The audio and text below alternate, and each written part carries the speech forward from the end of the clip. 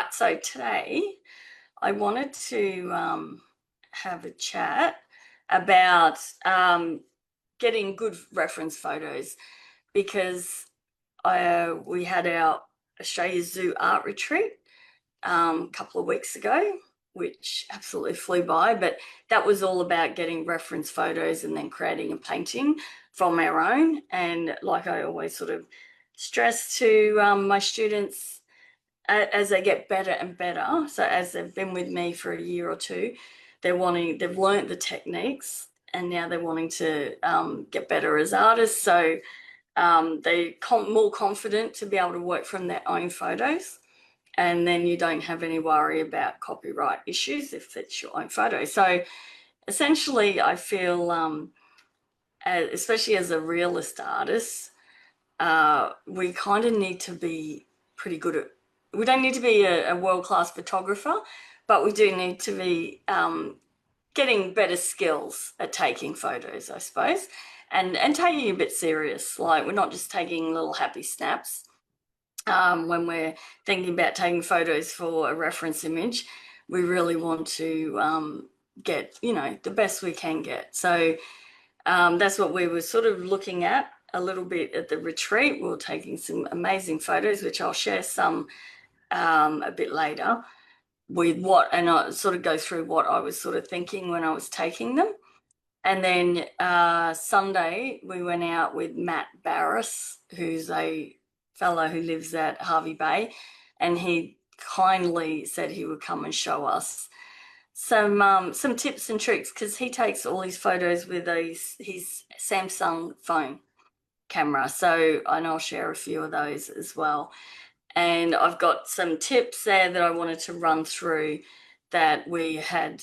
I had a few already, but I sort of learned a few more from Matt, so I've added those in there as well. So I'll just run through some of those. And also, of course, don't forget to share if you have any amazing tips to help with phone photography, because I feel like I have a DSLR camera with the big zoom lens, and it's a great camera and takes great photos, but I really only use auto or the A, which is that aperture one. It gives it that bit of a blurry background and just focuses on the subject, which that's how most of my paintings are. I always have a blurry background and the focus is on the animal. So that A setting works fine for me. I've done a couple of photography classes to try and learn my DSLR, but it's just in one ear out the other. There's a lot to learn with a good camera, but nowadays our phone cameras are so great now that I feel like we can get some amazing reference images. Like I said, we're not trying to be National Geographic photographers and win an award. We're just wanting good reference photos to create a painting from. So we're looking a lot at composition, and I feel for myself, I try and take the photo how I think the end painting's going to be, without a whole lot of cropping or adjusting. But in saying that, you can have an image in your mind when you are taking the photo and get a lot of images, and then you can crop and remove background and all of that and create your own composition that way. With, like I've said before, if you have found a great fence post and then you want to put a bird or a lizard or a snake or something on it, so you can do that in your editing tools like Photoshop. Morning, Marianne and Judy and Cynthia as well. So that's what we're talking about today. One of the things I noticed at the zoo as well, a couple of ladies had older iPhones and they really weren't happy with the photos they were getting. And what I think with the older phones, if you're not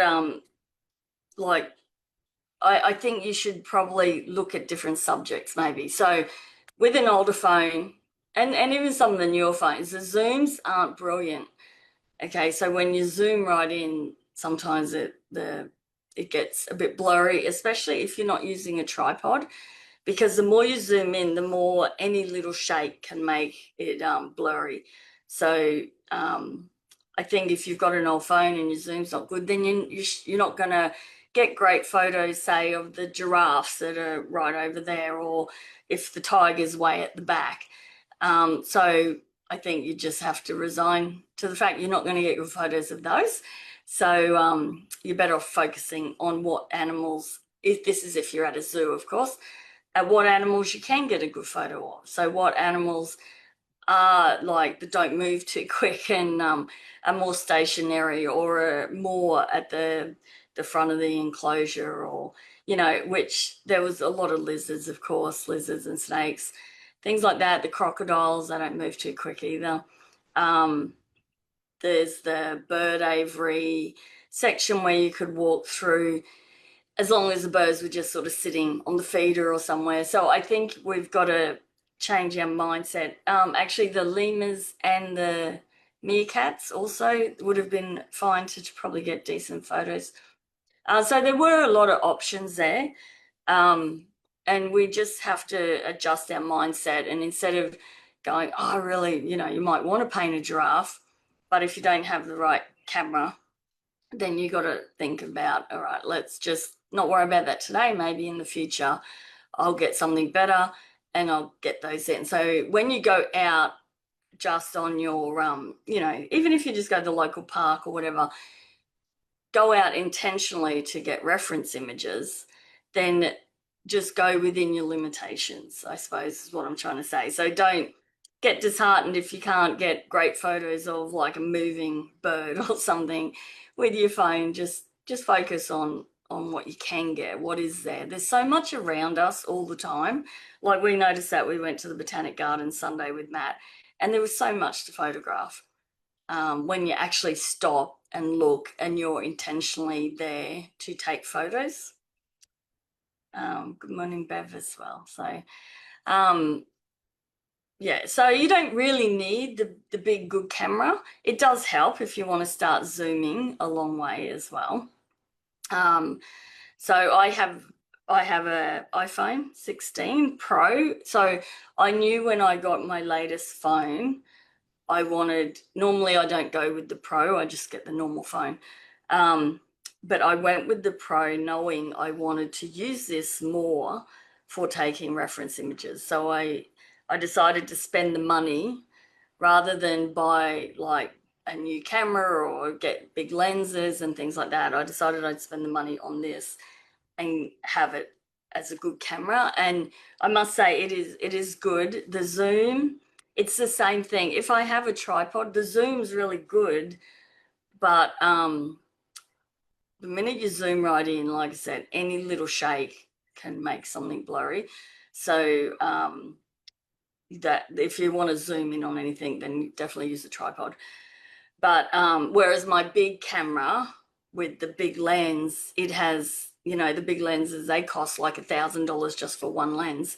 But it has the anti-shake mode that you can set. So I know if I am going to be zooming in, I'll take my DSLR with the big lens, because I know I can take lots of photos. Quite a few will be blurry still, but I know I'll get some that aren't. Whereas if I was just using this and was zooming in, they would all be blurry. Okay, so again, it depends what I'm going to be taking photos of at the time on what I'm going to be using. Okay, whereas for macro, this thing is brilliant. The new phones, I don't know where, it's probably because it's a Pro. This is the iPhone. Samsung are brilliant in photos as well, in camera. But this thing, as it goes really close to something, it automatically puts it into macro. So it has a new special lens. I think it came out in the 16. It might have come out earlier. But as you go really close to something, it changes itself to macro, so you can get some amazing photos with that. But again, you've just got to really hold still, because I know I was doing that at the park and trying to get some flowers really close up. And again, I'm trying to hold it one-handed, whereas you should always probably try and hold it two-handed to steady yourself. But a lot of my macro ones were becoming blurry as well, because I think it's the same as the zoom. The macro, any little shake can affect it as well. So again, a tripod. You could just have one of them little tiny tripods, pocket one. You get ones with bendy legs as well that you can adjust to any position. So again, I think if you're intentionally going out taking photos and using your phone camera, then a tripod's probably a must to take with you as well. And that would avoid any blurriness. Whereas Matt used my phone. I'll show you the photo soon, but he held it with two hands because he knows what he's doing, and he got a really nice clear photo of a flower in macro. So yeah. So Sam, you got an iPhone. Oh, the 13 Pro has the macro function too. Okay, cool. Yeah, I wasn't sure how. I had, like I said, this is the first Pro I've ever bought, so I wasn't sure how early they put the macro in. But yeah, it's really cool. But the Samsungs can take just as good. You just have to go and set it as macro when you're taking the photo. I think it's not automatic. Okay, so now I'll just share my screen because we'll go into, I wanted to talk about when I'm sort of looking at compositions at the zoo and that, when I'm taking a photo. Hold on. Share, there's share. There it is. Share. Okay. All right, so I think there was two tiger ones.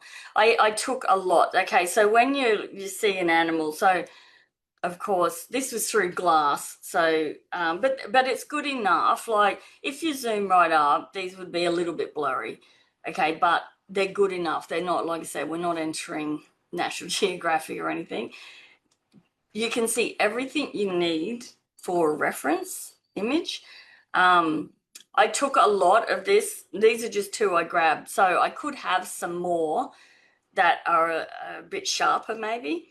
But for me, that's enough. I can zoom in. Like I said, it's a bit blurry, but I can see essentially where the eye, it's a bit darker there, where the light is on the eye. I can see fur direction. It's got everything I need for a reference photo. And what I try to do is I'm looking at composition as I'm taking the photo. So I try and take a couple further out to get a wider area in case the crop I'm working on is too tight. And you can always crop later, of course. But I like to give myself an idea when I'm taking the photos of what I was thinking at the time. So if you're there by yourself taking photos, take your time and take a sketchbook as well, because you can then jot down some little composition thumbnails that will help you remember what ideas you were thinking at the time. You could also write some little notes, about the tiger, just to help with your story and everything. So like I said, when you're going out, especially to a zoo or somewhere on the sole purpose to take reference images, just take your time, okay? And don't feel rushed. A tripod is brilliant if you can get one. But if not, then yeah, just your camera is fine if you feel a bit strange walking around with a tripod. But yeah, I think the main thing is take your time. So this tiger drinking, like I said, I got him from all different angles, like with his head side on, his head looking at us. A lot of us got this same tiger, which was great. And I quite liked, see this one, he's too far to the right, so I would have to crop it to the left a bit. This one I quite liked. I'd maybe crop it in more so it didn't have his back legs maybe, but these are all things, like I said, and you want to just play around with that composition and take lots of photos. You could even zoom up, and if you've got a good camera with the zoom, and try and get some closer, maybe a closer one of the eye if you wanted. For me, this is enough. But if you just wanted, maybe a bit more of the water, or zoom up on his paw, things like that, just to give yourself heaps of photos to create a painting from. Hold on, I'm just gonna look at comments here. Hi, Di. Leslie, you hold the phone with both hands and say capture or smile and it takes a photo.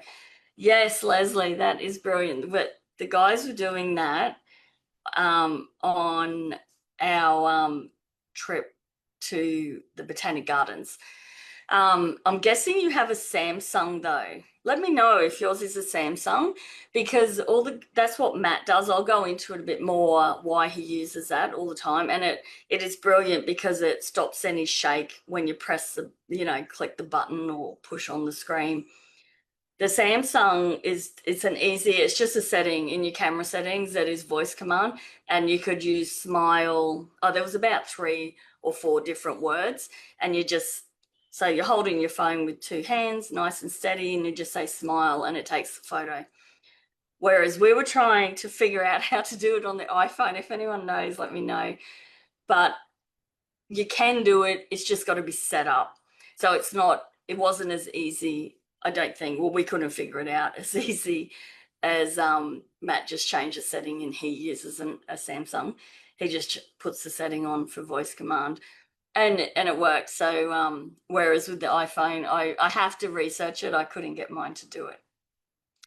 I doubt your camera is quite small. Panasonic Lumix digital camera, but the capability of 30 times zoom. Yes, and I'll vouch for Odette's camera. It's brilliant. I've been going back to using my digital camera. Yes, the Samsung. Yeah, Leslie, yep, Samsung. So the iPhones, it's not quite that simple. I've got to figure it out, but I'll share with everyone. I know it can do it, and I need to be able to do it, and I'll tell you why a bit later. But yeah, I wish it was just a button. All right, so this is where I was saying these were again behind glass. Poison dartmouth frog. Actually, the tiger. I think the tiger was taken with my big camera. This one, I can't remember now. I was taking photos with both my phone and my camera because the frogs were behind glass, but they were up close. So again, as long as they sat still long enough, you could get photos of them. And this, as it turned out, became quite a good composition on its own right. So I don't think I actually needed to do much of anything to this photo. I quite like how he's sitting. I was going to crop it, but it looked better leaving this branch in here. And just the bright yellow against the really, really dark blue black is so striking, and the brighter blue on his paw, it just makes your eyes go straight to it. So again, like I was saying, if you have a phone that's no good with zoom, then more this sort of stuff can be good. Oh, hold on, I've gone the wrong way. And this one, again, I had it on aperture mode. This was my big camera. So the aperture mode makes everything around it blurry. So this turned out really good. And again, I was surprised because I took the photo, didn't know how it was going to turn out, because we were just like trigger happy, click, click, click, take 1 million photos and you'll get one good one. And but as it sits, it's very much the style of paintings I do. I do very blurry backgrounds and focus just on the animal. So that I don't need to do anything to that one. I'm happy with that, and that to me is something I would paint. Again, the little meerkats. Again, I haven't had to crop or do anything with this because this was with my big zoom lens, big camera again. And you can see I had it on aperture. So everything around it is blurry, and just the meerkat and what's in line with the meerkat is in focus. Okay, so and I'll show you an app that for your phones that actually I think you can do all this on as well. It turns your phone into like a DSLR camera. So again, I was looking through the viewfinder and I took about 3 or 4, and he did move a bit, but this one, he obviously was still, and I got this shot, which I was really happy with, and I don't need to change it. I think compositionally, it's pleasing. You can usually tell when something is pleasing to look at. You know, when you're flicking through your photos and something just jumps out at you, then usually it's the composition's good. But again, like I said, we can change that and crop it. But I just want to show how I took some more photos further out, trying to get more of the scene in so that I could sort of, you know, just get a feel for everything around and know if I wanted to crop things. Now, I've got a few of this one because when I was taking the photos, I loved this green plant here coming towards the meerkat. So as soon as I saw him sitting on the rock, I knew I would do a painting of this because I just really loved the brown muted tones against the green.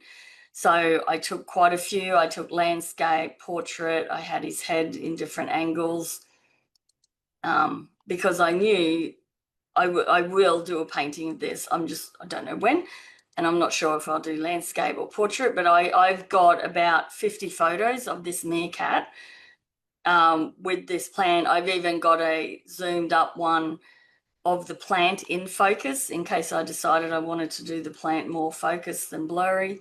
But again, this is the style I like to do. I like to have the animal in focus and everything around it a bit blurrier. So depending on what I decide, I've got heaps of reference images. I've got ones further out. I've got ones that show more of the rock. You know, like I said, there's this one here that shows the whole scene. So just keep that in mind. And like I said, I took about 50 photos or more of this little meerkat sitting here. Because when I was looking through the viewfinder and I noticed this plant next to him, I knew it was going to make a great painting, and I love the composition. So that's why I took heaps, because now when I'm back home, I can go through and mess around with them and decide which one I'm going to go with. Same with this little fella. I only put this one up, but I've got a lot of him as well. With him scratching himself, his head turned sideways. I took it from different angles. I took it side on. But this one is one I'm actually doing a painting of at the moment because I like the way the fence leads you down to him. So I went and stood at the front of the fence and took photos of it on that angle. Then, yeah, I went like a couple of meters to the left and took photos from that angle. I've got photos of his head, like I said, to the side, all over the place. So again, I really like this one. I did crop it in for the painting I'm working on, and I got rid of some of this background, like this branch here that's doing this zigzag thing. I totally get rid of that. Probably crop in this side a bit more, like, so I can play with it. And again, I've got a lot of photos of it. And this one was a good one. Just, I like the 3, you know, things in 3 is always a good composition as well. I would change that background up. But I like the positions of them. You know, I could probably have this one looking straight on because I've got heaps of reference photos of the lemur looking straight on.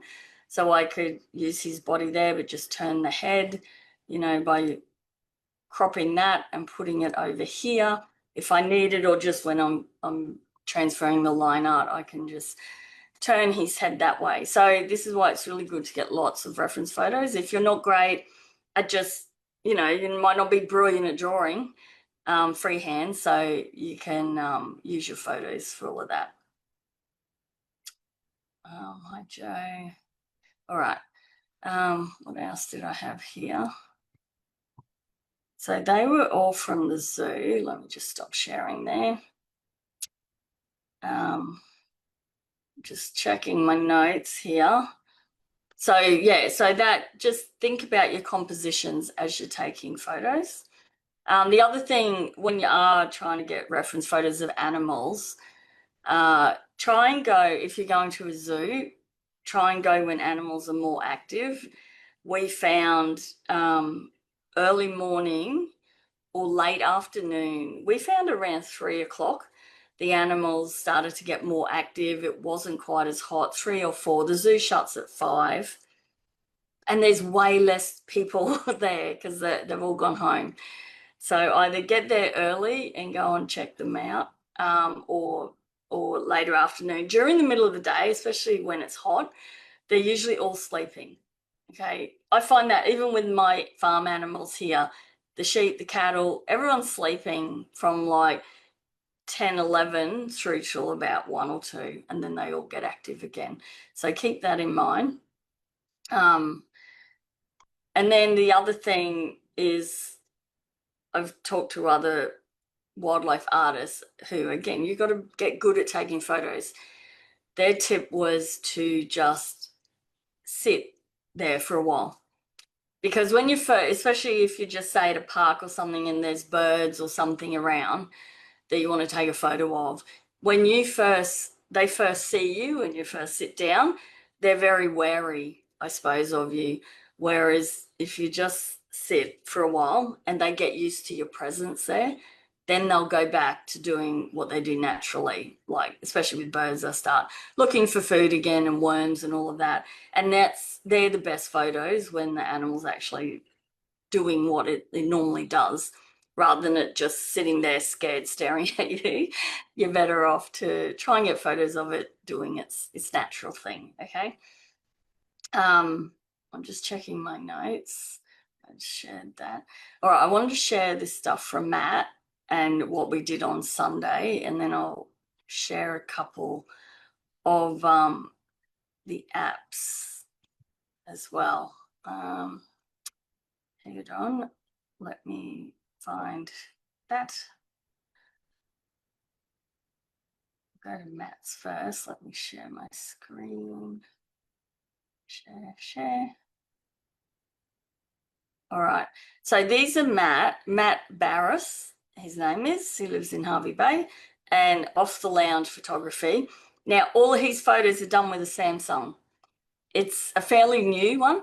I don't have a Samsung, so I don't know the number or whatever it is. It's a good one, like with the good camera and everything. And the Samsung cameras are brilliant. So all of these are done with that. He takes he oh, I'll go through the tips and stuff in a minute. I'll just show you some of these. But he intentionally goes out, like he'll be up at 4 a.m. to get the sunrise over the bay there. And he plans his photos. So he's like any photographer, I suppose. We're looking at reference images, so we're not quite as fussed on, getting the perfect image, but some of these would turn into beautiful paintings. So, it is worth thinking more about it. Now, this is what he does with his phone. He puts it under the water, which scared me a bit. I was a bit worried with mine. But this is where I have to figure out how to do the automatic voice command of the phone taking the photo, because what he suggests, yeah. All right. So what he does is, which some of my photos I'll show you, I couldn't get it to work underwater, but he tips them upside down so the camera's at the bottom. So never put, well, these phones are waterproof, but he puts his in salt water. So, and he never puts this end in the salt water or just in water in general. Okay. It's always just the camera end. Okay. So you put that down under the water to get those underwater shots, because he does sandbar walking in Harvey Bay. So they go out and it's quite shallow water. You can walk, I think it's 10-kilometer round trip there and back. It's so the sandbar goes forever. So yeah, he gets the most amazing sea creatures out there. So you put it just under the water. You could get like half, and takes the photos that way. But I found when I did that on my phone, let me just go to the camera. So say that's my camera, and I've stuck it under the water, and when I press my button, it doesn't work. So you have to, because obviously the sensors here, it won't let it work. So you have to have a voice command. So that's when he puts it like under the water and then just says smile, and the Samsung takes a photo.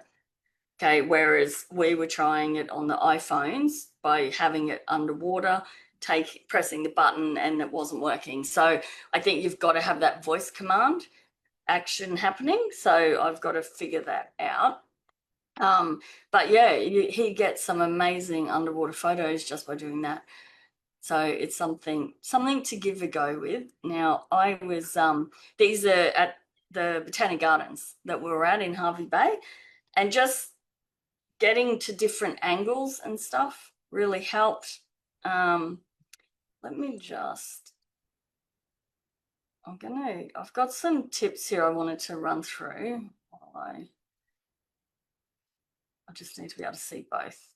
Hold on my screen. There we go. Okay, so I'll run through these tips as I'm going through the photos. So make sure when you're using your phone, these are all phone tips, I suppose. Actually, let me go through the photos first and then I'll go through the tips. Okay. So this one here of the mushrooms on a log, like this log was just on the ground, it had mushrooms all over it. But see how I've gotten right down? So again, tipping your phone upside down changes that angle a bit. And you can really get some different photos then. This was the macro up close. So these are all just phone photos. This one wasn't macro, believe it or not.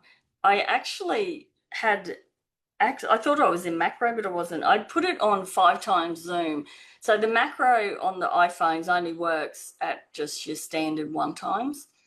And then you hold it close and it goes into macro mode. Whereas I had my phone on 5x zoom and took a photo of that, and it turned out really good actually. So there are different options. Again, it's all just playing. I was trying to wait for this, the bin chicken, the ibis, to, again, thinking of composition. I like this plant here, so I was trying to get it, photos of it when it was underneath. I was trying to get it to look at me, but it wouldn't play the game. But that was sort of the closest I could get to something that was compositionally all right. And again, I had my camera low, so rather than me sit on the ground, turn it upside down, just hold it down low and take heaps of photos. Then we had this little friendly praying mantis. It was only baby. It came and was sitting on us. It was climbing on my camera here. It was on Matt's hat and tried to climb up on my camera, on my phone. So I was taking photos as it was doing it. But again, I was in the macro mode, I think, trying to take photos of that. These are some of the flowers. So again, look at your background. So different angles. Again, when you're taking a photo, look at what's behind. Okay, because if I had stood on the other side, wasn't really a nice background, whereas this side, we're in the Chinese gardens, and it had this really nice archway and stuff there. This was the one Matt took in the macro mode, and he held it quite still with both hands. Okay, so again, yeah, you've got to be steady hands, and like these flowers are tiny. They were about maybe 10 centimeters, not 10, 1 centimeter, 1.5 centimeters. So this from here to here was probably only about 1 centimeter, like the flower itself, the flower head. So quite small. And actually, Matt took a photo. He was showing us, he goes, oh, look at this bug, see all the hairs on it, this little funny looking thing on his screen. And it was quite big on the screen. And I was trying to find where this bug was on the tree. And he said, there it is. And it was the tiniest little thing. It was about 3 millimeters long. And he'd gone in his Samsung on macro and got this brilliant photo of it. So, and then also said, you know, a surrounding thing. They had, again, we're in the Chinese garden, so it had some of these walls with these little fancy windows. So just looking at backgrounds. This again was where I was trying to do the underwater photos, but it wasn't working. But he suggested with some of this stuff, again, different angles, turn your phone upside down, and I held it really close to the water and then took the photo that way. Okay, and just different angle again. So, they may not make paintings, but they're cool. This one just looking straight down. This one I think I will eventually turn into a painting because I really like it. I like all the reflections and the circle there, and the green and yellows in that. Again, another one looking through, and we're back to our frog. All right. So, all right. So let me just get rid of all these screens. So I just want to run through these tips. Now, if you're in the Creative Barn, I've put this in, it's in the membership. It's in the What's New in November under the fundamental lessons, and it actually is in the membership as well. Hold on. I'm just checking comments. Marianne, has he taken these in RAW format or JPEG? Well, I was talking to him about that, and the Samsung does do RAW.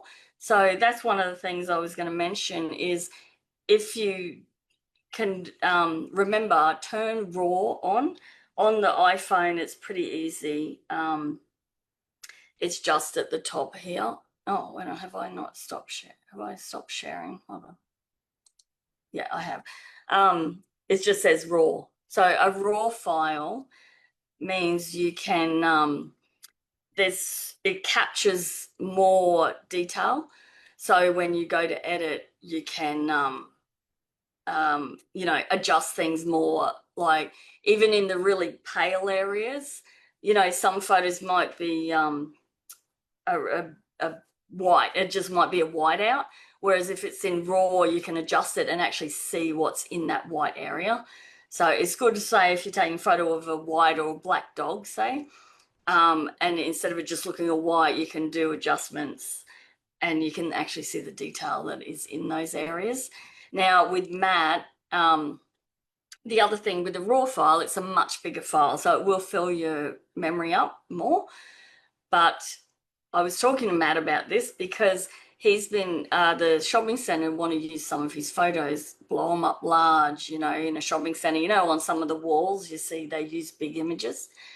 And because he doesn't take his in RAW, because he always forgets to put RAW on, his won't blow up big enough for what they want. It'll only blow to, maybe a metre square, whereas a shopping centre for the side of a wall, it needs to be like 10 metres or whatever, which we used to do them. I was a sign writer, so we used to do a lot of digital imaging and stuff for chemists, and we used to cover walls with vinyl signs of people, like happy people smiling with their logo and all that on.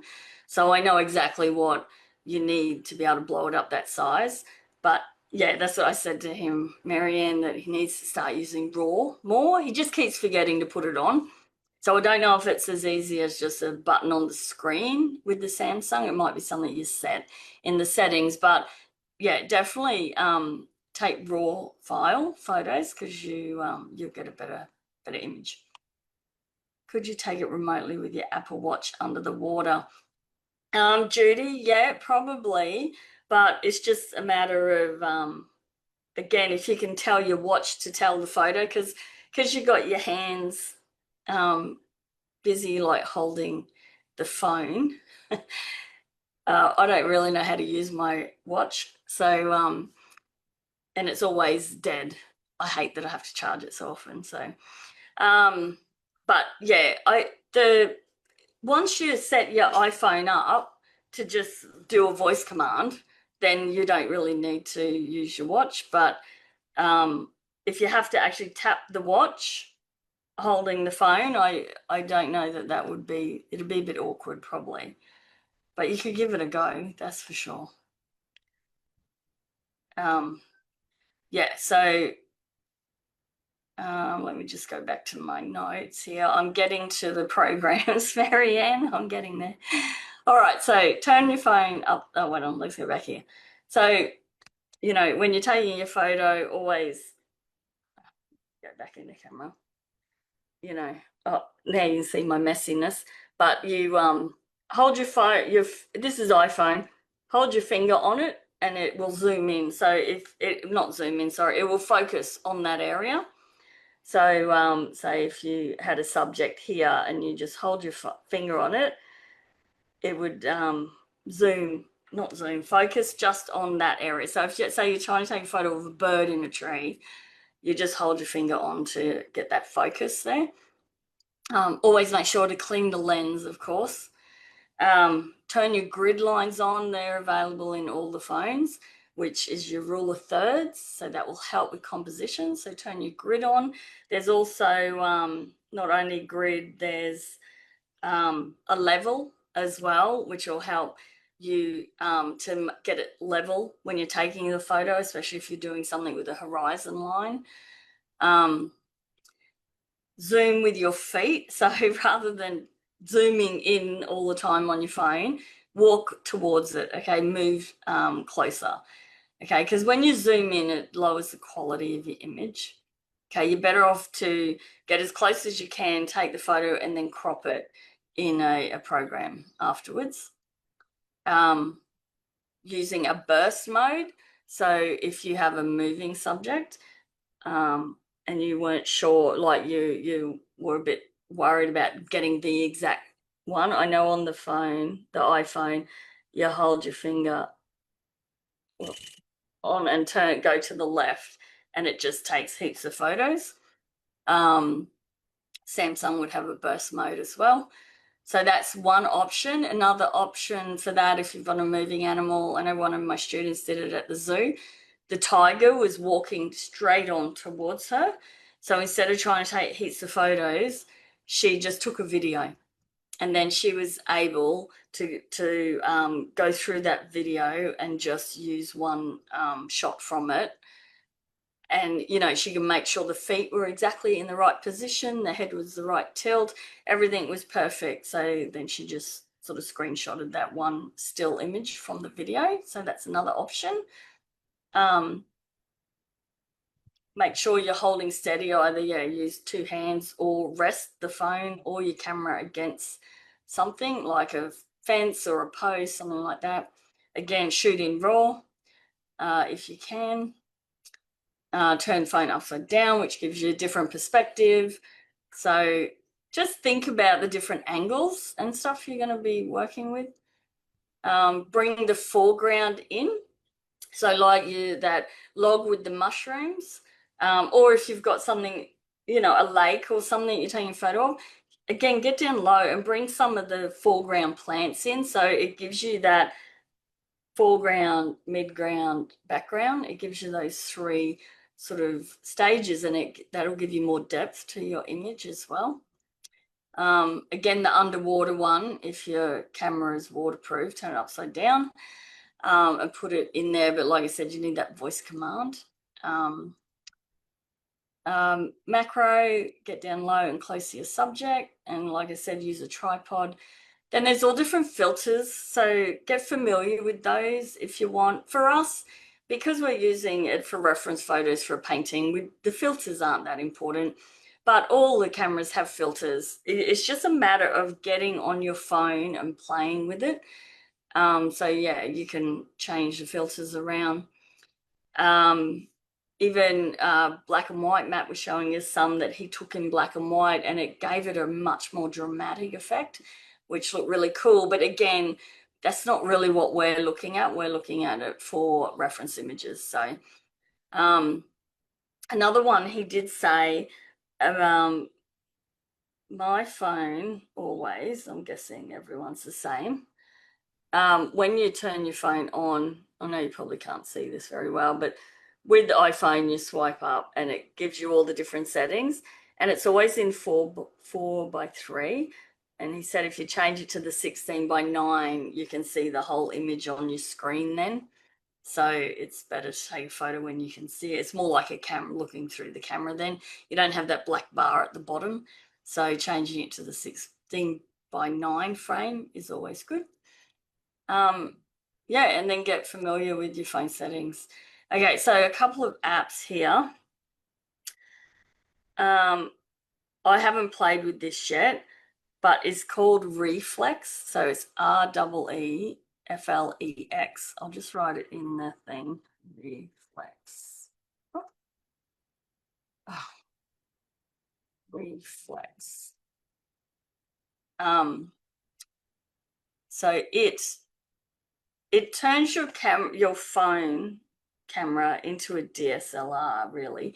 I don't know if you're going to be able to see this, but it has all of these different like there's manual focus and I don't even know how to use it. You click on one and you can adjust the dial just like on a camera. Okay, and it adjusts your white balance, your ISO, which I think is your aperture. It adjusts all of that. So it does cost, I think it's $40 lifetime access. I don't know if that could be American, I'm not sure. Or it's like $2 a month, something like that.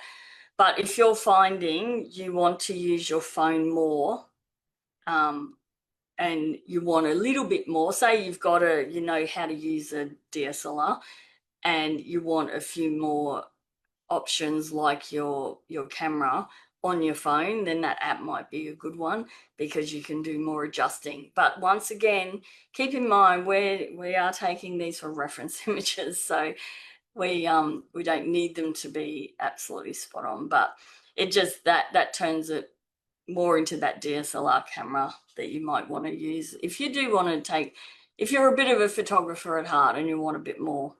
Then we have Snapseed and Lightroom. Let's write this down. Snapseed and Lightroom. I've got the links in that. If you're in the membership, you can check these out anyway. I think. No, I don't. But anyway, I don't have the links there at all. I'm lying. So Snapseed, it's these are free. Snapseed, Lightroom has a free version. Snapseed is free, and it was developed by Google, and it offers a range of professional tools and filters that you can. So once you've taken your photo, and you want to go and make adjustments to it, you can. If there's Matt uses this one, he was showing us. It's a little bit like Photoshop in that it has a healing tool, like where, so say if there's something on your photo you don't like, you just wipe your finger over it and it disappears and turns it into like the leaves or whatever is around it. So if you want to touch up your photos, you can crop, you can filter, you can do all of that stuff. Adjust the lighting, up different, if you want your sky pinker or whatever at sunset, you can do all of that in Snapseed as well. And Lightroom is by Adobe, so it's very powerful, but it has a free version. It's the app I'm talking about here. And but the paid version, of course, has a lot more things to it. But the free version is probably enough to be able to do any editing you want. But I don't think you'd need both of them, just one. Leslie, Samsung has Pro setting, which is DSLR settings. Well, there you go. So, Leslie, if you've got a Samsung, you wouldn't need to have that reflex camera app because by the sounds of it, it already has that built in that you can turn it to Pro settings. I know Samsung really focus on their cameras a lot. So, and I know a few friends have one and they do take amazing photos, but these are the good ones. My husband has a Samsung and it's a really cheap one. It was only a few $100 and its photos are all right, but they're not like brilliant. So you get what you pay for, I suppose. So these are the pros, I don't know the names for the Samsung ones, but I know with iPhone, you can either get your standard iPhone or you get the one that has more cameras on the back, and they're the Pro version, whereas Samsung I don't really know the different names for them, but if you want to be doing it for taking good photos, then put the either invest in a better, higher quality phone that has a good camera, or invest in a DSLR camera or the new cameras. Now mine is 20 years old, so they last, and you just change the lenses. Um, my son just bought one, and he's got a mirrorless DSLR, and it's so light, and it takes the most amazing photos. And it was a lot cheaper than mine. It was still about, I think, $800, but just how light it is and how compact it is, and it just takes the most beautiful photos.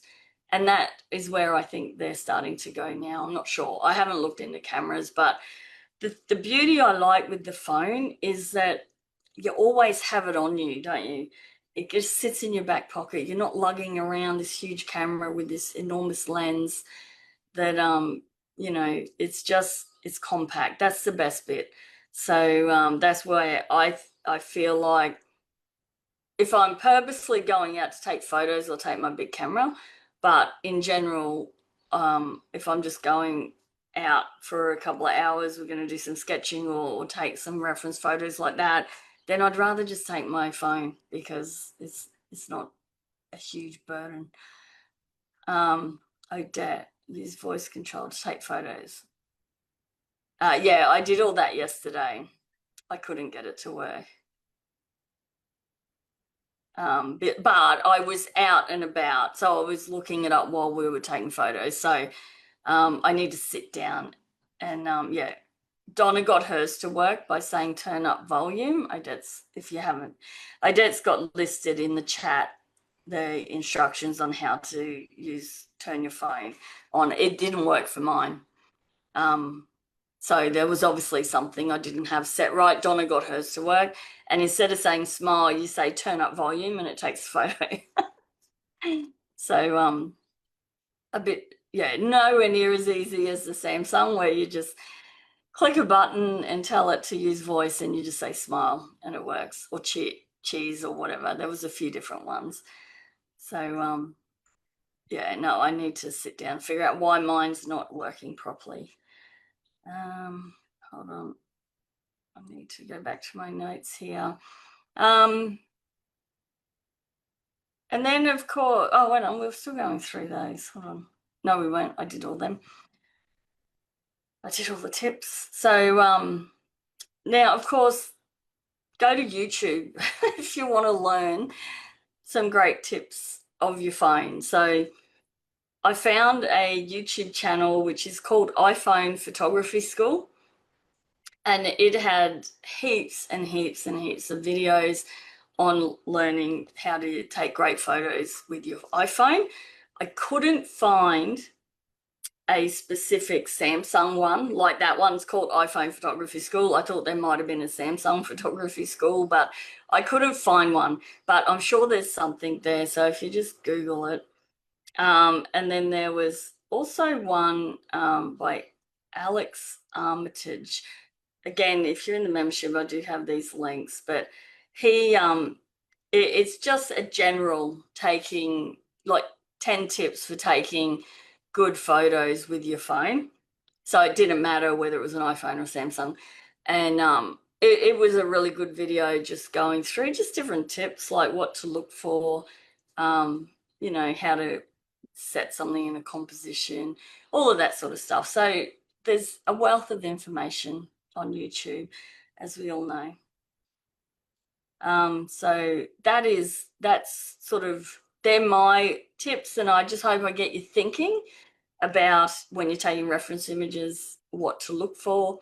And just, again, I think the main thing is just take your time, because you're not taking holiday snapshots. You're trying to get images to create a great painting from. Okay, so yeah, just don't rush. Try all the different angles that you could get. Zoom in, zoom out, go from above, go from below, all of that. And just, of course, take lots and lots of photos. We're so lucky now, we can take 1 million photos and it costs us nothing. Years ago, I still remember, I always loved taking photos, even as a kid. and you had your roll of 24, and you'd go and take all these photos, and you'd then have to put the film in at the chemist and wait a week or two to get your photos back. And half of them were no good, and you might have got one good photo and it cost you like 15 or 20 bucks or something stupid. So now, gone are those days. We can just take a million photos, so there's no excuse not to get your own reference photos. So definitely take lots, because as any photographer knows, just take 1,000 photos and you'll get 100 good ones, or take 100 photos, you'll get one good one. And if you get better and better at it, then out of that 100 photos, you might get probably 50 good ones. So